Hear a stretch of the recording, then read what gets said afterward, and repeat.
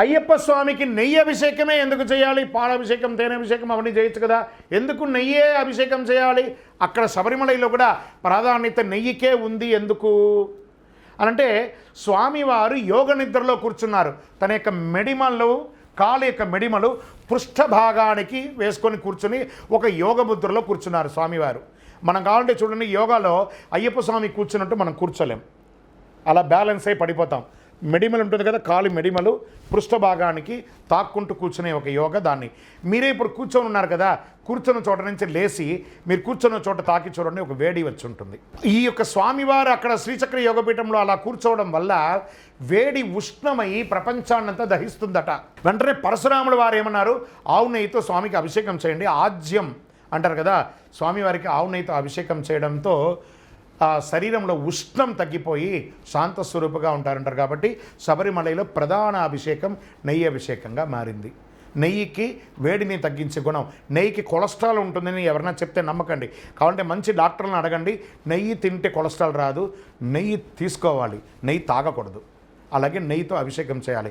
ఆ స్వామివారికి చేసిన అభిషేకాన్ని మనం కూడా భోజనాల్లోనూ, లేదా మనం ఏం చెప్తాం, సర్వరోగ నివారణ ధన్వంతర మూర్తి అంటాం చూసారా, ఆ స్వామివారికి అభిషేకం చేసిన నెయ్యిని మనకేమన్నా బాగాలేనప్పుడు శరీరంలో పెట్టుకోండి, భోజనంలో కలుపుకొని, ఇంకో ½ కిలో కలుపుకొని భోజనంలో కలుపుకోండి, ఆరోగ్యవంతులుగా ఉండండి. శరణమయ్యప్ప. గురుగారు, నేను మాల వేసుకోవాలనుకుంటున్నాను, నాకు జన్మనిచ్చినటువంటి అమ్మతో నేను మాల వేసుకోవచ్చా? ఎంత పెద్ద తప్పండి అది. మాల వేసేది ఎవరు? గురుగారు కదా. అమ్మ ఏ స్థానంలో ఉంది? మాత, పిత, గురు. గురువు 3వ స్థానంలో ఉన్నాడు. మొదటి స్థానంలో దైవంగా ఉన్న అమ్మను తీసుకొచ్చి గురువుగా 3వ స్థానంలో దింపడమే తప్పు. ఇక్కడ ఏం చెప్తున్నారు? గురుదక్షిణయాత్ పూర్వం తస్యానుగ్రహకారిణే జ్ఞానముద్రాం శాస్త్రముద్రాం గురుముద్రాం నమామ్యహం అన్నారు. కానీ జ్ఞానముద్రాం శాస్త్రముద్రాం అమ్మ ముద్రాం అనలేదు. సాక్షాత్తు మనమందరం పూజించే అయ్యప్పనే గురువాసంలో వెళ్ళి చదివి విద్య నేర్చుకున్నారు. ఏమని చెప్పారు?